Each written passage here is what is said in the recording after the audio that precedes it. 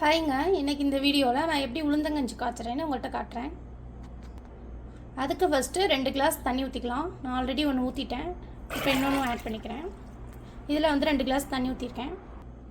இப்போ இதில் நம்ம ஏற்கனவே பவுடர் பண்ணி வச்சுருக்க உளுந்தங்கஞ்சி பவுடர் 4 டேபிள் ஸ்பூன் சேர்த்துக்கிறேன். இது நான் ஆல்ரெடி பவுடர் பண்ணி நான் வீடியோ போட்டிருக்கேன். இதில் பூங்கார் ரைஸ் ஆட் பண்ணியிருக்கேன். டேஸ்ட்டுமே நல்லா இருந்துச்சு. இப்போ இதை நல்லா மிக்ஸ் பண்ணிவிட்டு ஸ்டவ்வை நம்ம ஆன் பண்ணிக்கலாம். நான் இன்னும் ஸ்டவ் ஆன் பண்ணல, இப்போ தான் ஆன் பண்ணியிருக்கேன். இதை நல்லா மிக்ஸ் பண்ணி விட்டுக்கோங்க, இல்லைன்னா கட்டி கட்டியாக ஆகிடும். இப்போ இது நல்லா கொதிக்க ஆரம்பிச்சிருச்சு, கொஞ்சம் கெட்டியாகவும் ஆரம்பிச்சிருச்சு. இப்போ நம்ம நாட்டு சர்க்கரை இதில் ஆட் பண்ணிக்கலாம். உங்கள் இனிப்புக்கு தகுந்த மாதிரி நாட்டு சர்க்கரை இதில் ஆட் பண்ணிக்கோங்க. நான் எல்லா ஸ்வீட்டுக்குமே ஒரு பிஞ்ச் சால்ட் ஆட் பண்ணிப்பேன். பசங்களுக்கு கொடுக்குறதா இருந்தால் இதில் வந்து மில்க்கு இல்லை தேங்காய் பால் ஆட் பண்ணிப்போம். தேங்காய் பால் ஆட் பண்ணோன்னா ரொம்ப நேரம் கொதிக்க விடக்கூடாது. ஜஸ்ட்டு ஆட் பண்ணிட்டு மிக்ஸ் பண்ணி ஆஃப் பண்ணிட வேண்டியதான்.